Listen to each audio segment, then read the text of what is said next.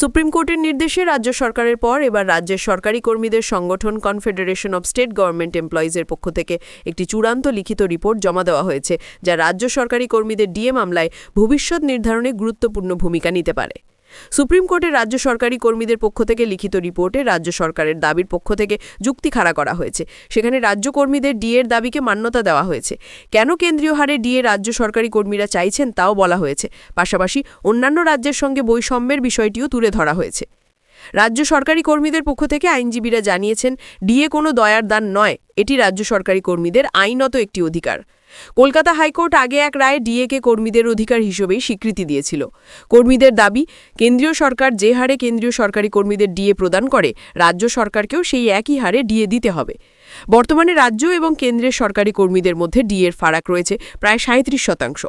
দিল্লি ও চেন্নাইতে কর্মরত রাজ্য সরকারি কর্মীরা পশ্চিমবঙ্গের তুলনায় অনেক বেশি হারে ডিএ পান। এই বৈষম্যকে তুলে ধরে কর্মীরা তাদের দাবির ন্যায্যতা প্রমাণের চেষ্টার তথ্যও দিয়েছেন। কর্মীদের অভিযোগ, রাজ্য সরকার বারবার ডিএ মামলাকে দীর্ঘায়িত করার চেষ্টা করেছে, সঠিক সময়ে ডিএ প্রদান করছে। তাতে রাজ্যের সরকারি ও অবসরপ্রাপ্ত কর্মীদের আর্থিক সংকট